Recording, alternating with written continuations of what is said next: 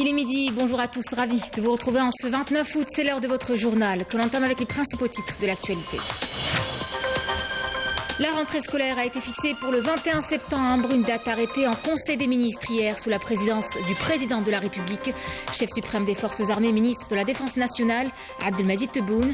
Une batterie de mesures et de décisions phares ont été prises dans plusieurs secteurs. La synthèse dans quelques instants.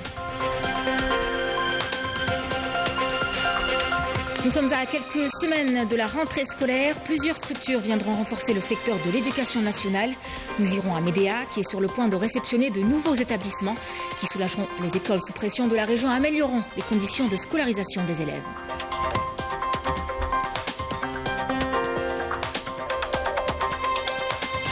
Prise en charge des sinistrés des derniers incendies qui ont touché plusieurs wilayas de l'Est du pays. L'élan de solidarité ne faiblit pas. À Soukharas, les pouvoirs publics et la société civile viennent toujours en aide aux sinistrés, dont matériel et soutien moral sont apportés à la population de la région.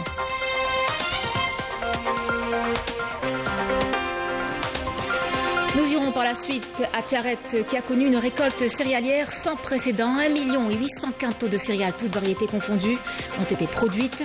Les agriculteurs se montrent très satisfaits de leur production, rendue possible notamment grâce aux facilitations des services agricoles de la région. Mesdames, Messieurs, bienvenue à vous. La rentrée scolaire a été, vous le savez, fixée pour le 21 septembre, une date arrêtée en Conseil des ministres hier sous la présidence du président de la République, chef suprême des forces armées, ministre de la Défense nationale, Abdelmadjid Tebboune. Décision phare prise par le président de la République, la création d'un Conseil supérieur de l'éthique pour statuer sur les questions à caractère professionnel dans toutes les spécialités médiatiques, l'extension de la capacité de stockage stratégique des céréales à l'échelle nationale et l'accélération de l'opération d'acquisition d'avions bombardiers d'eau pour faire face aux incendies. Autre instruction du président de la République.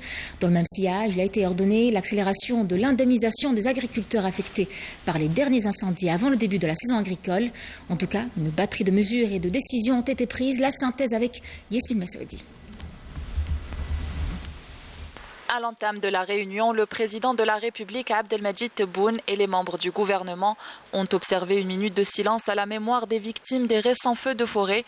Le président a présenté ses remerciements à tous les acteurs ayant participé à l'extinction des incendies, éléments de la protection. Nous sommes à quelques semaines de la rentrée scolaire. Cette année, plusieurs structures renforceront le secteur de l'éducation nationale dans plusieurs wilayas du pays. C'est le cas à Médéa notamment. La wilaya est sur le point de réceptionner de nouveaux établissements qui soulageront les écoles sous pression de la région et contribueront ainsi à améliorer les conditions de scolarisation des élèves.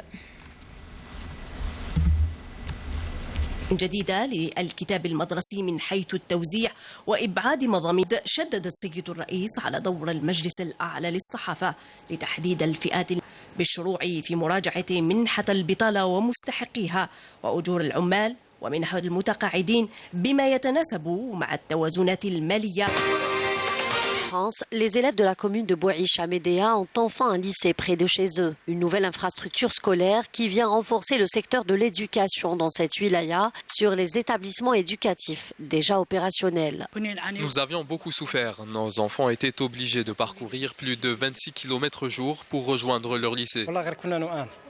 C'était vraiment très dur pour nos enfants de se déplacer vers leur lycée. Le secteur de l'éducation a été renforcé avec 3 nouveaux lycées.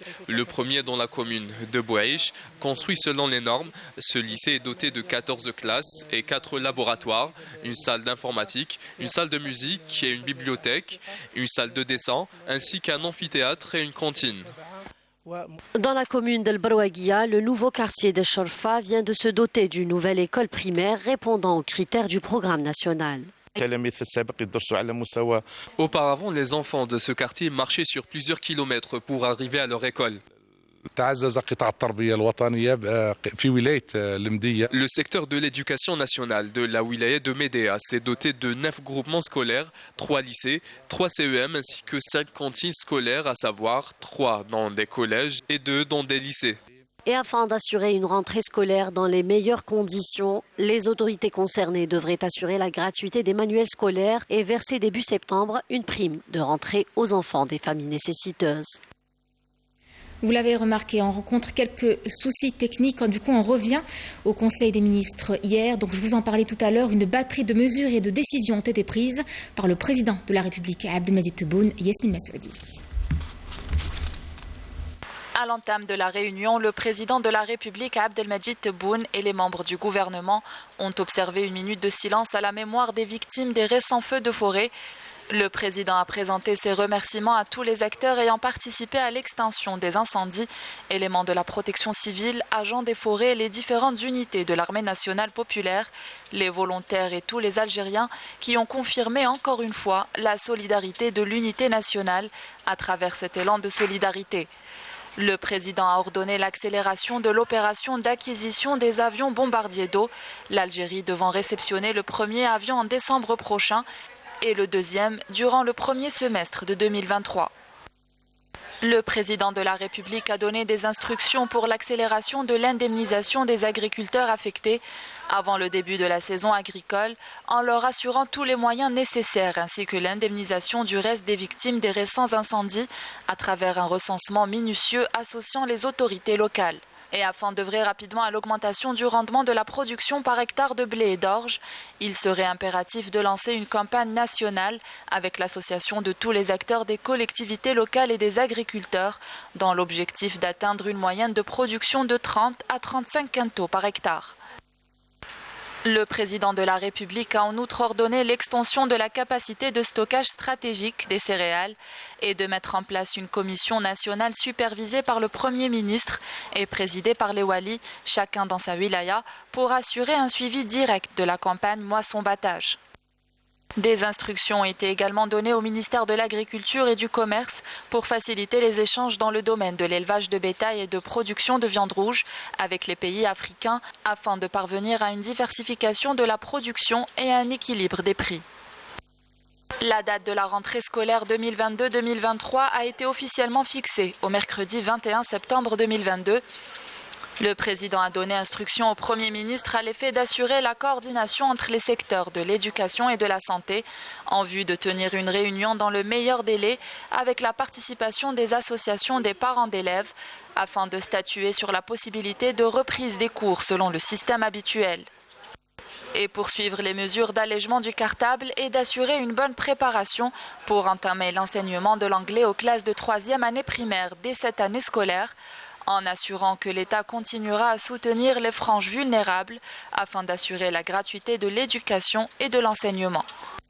Concernant la loi organique sur l'information, le président de la République a ordonné la création d'un Conseil supérieur de l'éthique ayant pour prérogative de statuer sur les questions à caractère professionnel dans toutes les spécialités médiatiques. Le président de la République a enjoint au gouvernement de procéder à la révision de l'allocation chômage et de la liste des bénéficiaires, des salaires des travailleurs et des pensions de retraite, en adéquation avec les équilibres financiers en vue de leur introduction dans la loi de finances de 2023. Concernant la prise en charge des sinistrés des derniers incendies qui ont touché plusieurs wilayas de l'Est du pays, l'élan de solidarité ne faiblit pas. À Soukharas, les pouvoirs publics et la société civile viennent toujours en aide aux sinistrés, dont matériel et soutien moral sont apportés à la population de la région. Zakaria Touhami et Semra Hadjamar. L'élan de solidarité ne s'est jamais arrêté en direction des sinistrés des incendies de forêt qui ont touché ces dernières semaines la wilaya de Soukharas. Pouvoirs publics, société civile et simples citoyens n'ont cessé d'apporter aide matérielle et morale, témoignant d'une solidarité infaillible auprès des victimes.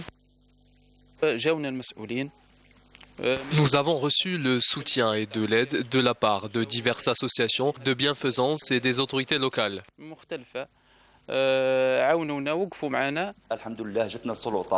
Les autorités publiques sont venues grâce à Dieu. Elles nous ont apporté de l'eau, de l'huile, du café et du sucre. Je veux remercier tout le monde, citoyens et autorités, pour leur aide. La vie reprend peu à peu dans les pépinières de Zarouria. L'espoir est là, grâce notamment aux défis que se sont lancés ses habitants, à savoir reboiser et revégétaliser les zones touchées par les incendies. Je souhaite que les pouvoirs publics nous aident encore. Si Dieu le veut, nous allons redonner vie à ce figuier. Nous gardons espoir.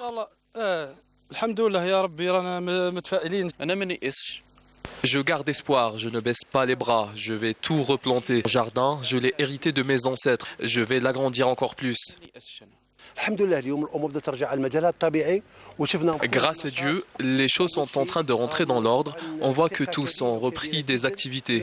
Tout va aller de mieux en mieux. Il ne faut pas oublier que Sogaras est une région très boisée. 30% de son territoire est couvert de divers végétaux et ces gens ont refusé de quitter leur terre. L'indemnisation des sinistrés des incendies de Sogaras et leur volonté de tout replanter fera que cette wilaya retrouvera certainement les splendeurs de ses décors naturels. Direction la wilaya de Bouira, où la production céréalière a enregistré 200 000 quintaux de plus que l'année dernière, une production qui n'aurait pas pu se faire sans l'aide à proportée de l'État aux agriculteurs, par le biais notamment de la coopérative des céréales et légumes secs, Yanis El Qassem. 700 000 quintaux de blé dur ont été collectés cette année par la coopérative des céréales et légumes secs. La production céréalière de la wilaya de Bouira prévisionnelle soit 200 000 quintaux de plus que l'année dernière. Sur une exploitation de 73 000 hectares, nous avons récolté 78 000 quintaux. Cette saison, nous prévoyons une production d'1 million de quintaux. Pour le moment, nous en sommes à 70% de la production estimée, avec une récolte de 721 000 quintaux au niveau de la coopérative des céréales et légumes. Un bond quantitatif et qualitatif qui n'aurait pu se faire sans l'aide de l'État en matière de semences, d'engrais et de machines agricoles apportées aux agriculteurs par le biais de la coopérative des céréales et légumes secs. Nous avons un rendement qui varie de 25 à 30 quintaux l'hectare blé, de bonne qualité qui sera utilisé comme semence. Plus de 4 800 agriculteurs ont déposé leur production au niveau de la coopérative cette année. Nous avons enregistré près de 150% de production par rapport à l'année dernière. Nous avons mis à la disposition des agriculteurs 32 moissonneuses. L'Office national des céréales a également mis à disposition des agriculteurs de la wilaya de Bouira 15 points de stockage, tout en leur assurant le transport pour le bon déroulement de l'opération de collecte et de stockage des céréales. C'est à Tiaret que nous allons à présent. Cette année, la wilaya a connu une récolte céréalière sans précédent, dépassant toutes les prévisions. 1 800 000 quintaux de céréales, toutes variétés confondues, ont été produites. Les agriculteurs se montrent très satisfaits de leur production, rendue possible grâce notamment aux facilitations des services agricoles de la région. Aujourd'hui, ils se préparent pour la prochaine campagne. Mourad Abrous et Rina Lorari. Production record de céréales dans la wilaya de Tiaret avec une campagne moisson-battage plus que satisfaisante cette année. Résultat des nombreuses facilitations accordées aux céréaliculteurs par les services agricoles. Nous avons travaillé dur pour avoir ce rendement. Nous allons redoubler d'efforts pour obtenir une meilleure production l'an prochain. La récolte de cette année est très satisfaisante. Nous espérons que la saison prochaine sera meilleure encore. Après la collecte de notre production, nous attendons maintenant la prochaine campagne de labour semaille. Nous espérons une bonne récolte pour la saison prochaine. La collecte des céréalières au niveau de la coopérative des céréales et des légumes secs se poursuit, tandis que la préparation de la campagne labour semaille est déjà en cours. Nous avons adopté de nouvelles méthodes. De plus, la coopérative de céréales a de nouveaux équipements qui permettent la réception de toute la production de céréales de la wilaya. J'appelle tous les agriculteurs à venir stocker leur production à la coopérative des céréales et légumes secs. La collecte est prolongée jusqu'au 30 septembre prochain.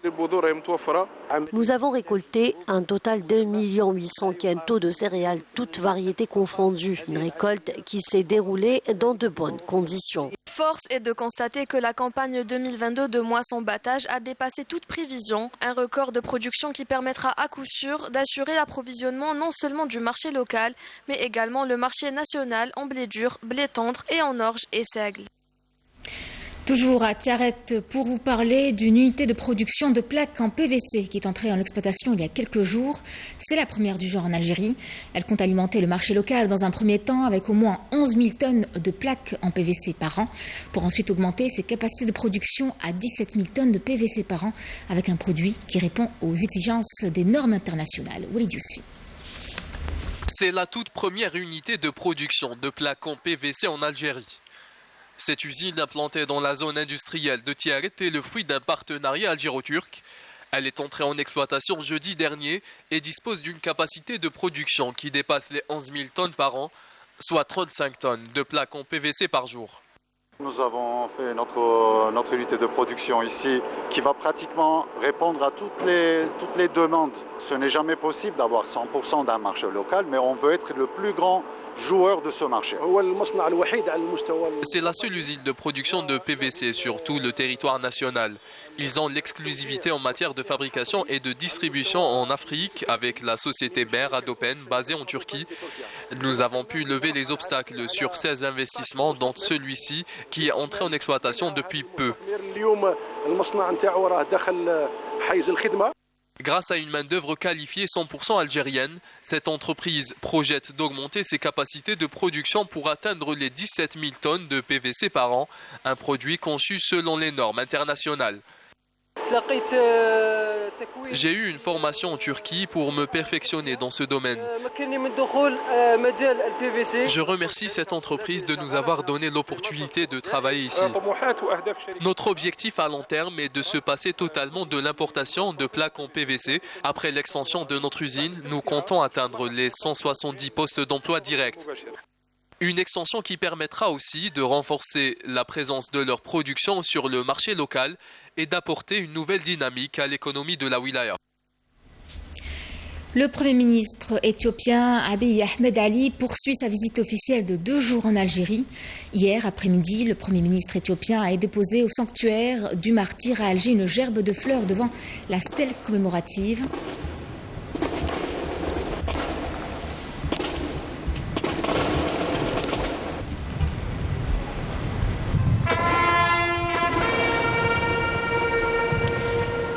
Le Premier ministre éthiopien a observé par la suite 1 minute de silence à la mémoire des martyrs de la glorieuse guerre de libération nationale.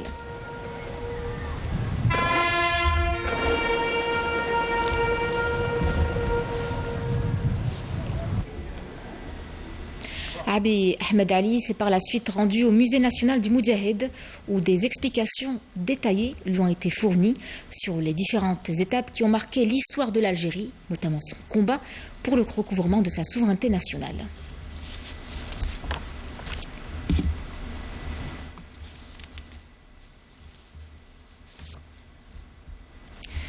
Dans l'actualité à l'étranger, ces nouvelles attaques des unités de l'armée de libération populaire sahraoui contre des positions des forces de l'occupant marocain dans la région d'Aqwira, Ould-Abelal et d'Agrara Frsik dans le secteur de Mahbes. Un peu avant, des détachements avancés de l'APLS avaient intensifié leurs bombardements au niveau des secteurs d'Oumdelika et de Farsia. Les attaques de l'armée sahraoui se poursuivent toujours contre les positions des forces marocaines qui ont subi de lourdes pertes humaines et matérielles le long du mur de la honte. Le Maroc annule une réunion prévue le mois prochain. Les récentes déclarations du haut représentant de l'Union européenne pour les affaires étrangères et la politique de sécurité, Joseph Borrell, sur le Sahara occidental ont suscité la colère du Maroc, qui est allé jusqu'à annuler une réunion prévue en septembre prochain avec le chef de la diplomatie européenne. Selon des sources diplomatiques, le ministre marocain des Affaires étrangères n'a avancé aucun motif pour l'annulation de cette réunion, si ce n'est que la visite du haut représentant à Rabat en ce moment était, citons-le, inappropriée. Cette nouvelle sortie confirme une nouvelle fois l'état d'isolement diplomatique du régime du Marzen, notamment après l'absence du Maroc à la conférence internationale de Tokyo sur le développement de l'Afrique. Et en parlant justement de cette 8e conférence internationale de Tokyo sur le développement de l'Afrique qui s'est tenue samedi et dimanche dernier à Tunis, la déclaration de Tunis qui a été adoptée a fixé 3 piliers de coopération, à savoir la réalisation d'une transformation structurelle pour une croissance économique, la mise en place des bases d'une société résiliente ainsi que la garantie d'une paix et d'une stabilité durable. La publication met l'accent sur l'urgence et l'importance de l'intégration, de la solidarité et de l'investissement dans les personnes qui renforceront le potentiel considérable de l'Afrique en tant que moteur de la croissance mondiale. La déclaration de Tunis réaffirme l'importance du partenariat entre le Japon et l'Afrique pour encourager l'investissement, promouvoir l'innovation du secteur privé, en encourageant notamment la collaboration entre les entreprises japonaises et africaines, ainsi que le transfert de la technologie. Le Pakistan ravagé par des inondations depuis 3 mois. Le bilan de plus d'1 millier de morts s'alourdit encore. Les pluies de mousson qui ont débuté en juin dernier ont fait au moins 1061 morts. 28 personnes sont décédées au cours des dernières 24 heures. Alors que les autorités tentaient toujours d'atteindre des villages isolés situés dans des zones montagneuses au nord du pays, ce qui pourrait encore faire grimper ce bilan encore provisoire. Chaque année, la mousson apporte son lot de drames et de destruction. Et on revient chez nous en Algérie pour vous parler de la Coupe arabe de football des moins de 17 ans. La sélection algérienne, déjà qualifiée pour les quarts de finale, tentera la passe de 3 contre les Émirats arabes unis lors du 3e match de la phase de poule prévu ce lundi à 17h au stade de Sig. L'autre match du groupe A opposera le Soudan à la Palestine à Mostaganem, coup d'envoi 17h également. Pour ces dernières semaines d'été, on ne fait pas les choses à moitié. Les soirées sont toujours aussi animées et conviviales et ils sont nombreux à en profiter. La sublime plage de Tefsout du côté de Tlemcen envoûte son public de jour comme de nuit. Des loisirs, activités, tout un programme est proposé. Les petits comme les grands sont conquis. Tout y est pour égayer vos soirées. Abdeljebal Ben Yahya et Rina Lorari. Des soirées bien animées au bord de la plage de Tafsout à Tlemcen, au menu, musique et ambiance bon enfant. C'est le quotidien des habitants de la commune de Hunayn et des estivants qui affluent de partout à la recherche de beaux moments en famille ou entre amis. Sur le côté familial. C'est notre premier jour ici, c'est un endroit familial, on s'y plaît bien.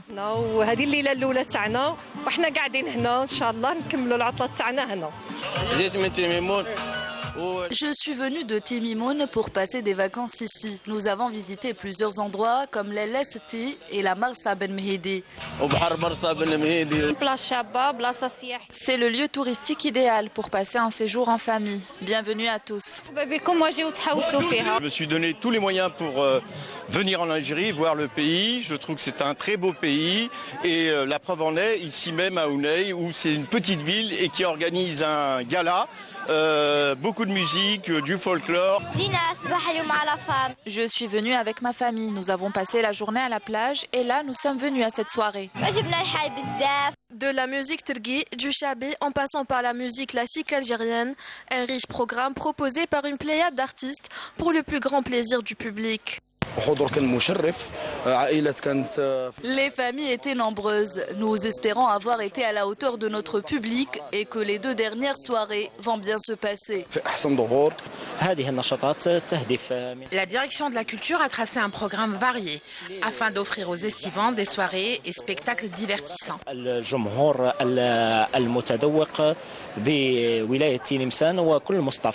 La plage de Hunayn ne désemplit pas, en journée comme en soirée. Une belle ambiance y règne au grand plaisir des baigneurs et des amateurs des soirées bien animées.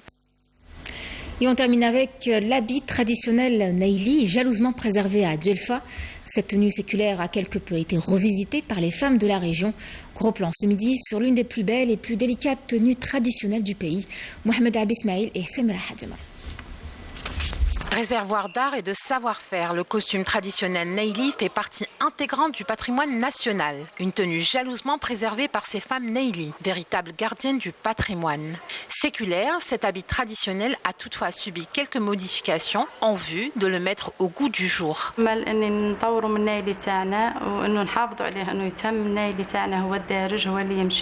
Je voudrais que le costume Naili soit conservé et qu'il soit modernisé. L'aspect esthétique et notamment l'ornement a toute son importance. Notre savoir-faire est agrémenté de zmela, shidda, l'amama et le khomri. Et nous avons les bijoux aussi qui complètent la beauté de cette tenue. Sa passion pour la couture a conduit cette artisane à représenter le savoir-faire de la région de Djelfa dans les différentes manifestations culturelles et pour l'encourager en premier plan tous les membres de sa famille. Elle a trouvé en nous tout le soutien nécessaire, moral et matériel. Je souhaite recevoir l'aide des pouvoirs publics. Nous leur avons transmis de nombreux messages pour que leur production soit dans l'air du temps, qu'elle se renouvelle tout en conservant l'héritage ancestral des Naili. Véritable conservatoire d'influences artistiques, culturelles et historiques, le costume traditionnel Naili à Djelfa est porté par les femmes, qui tiennent plus que jamais à le conserver, à le préserver pour l'histoire et les générations à venir. Voilà, c'était le journal de la rédaction. Merci à vous de l'avoir suivi. Tout de suite, les nouvelles du ciel avec Feli Achir. L'information, vous le savez, revient ce soir à 19h avec Sabrina Lobet. Excellent après-midi. À demain pour l'édition du midi.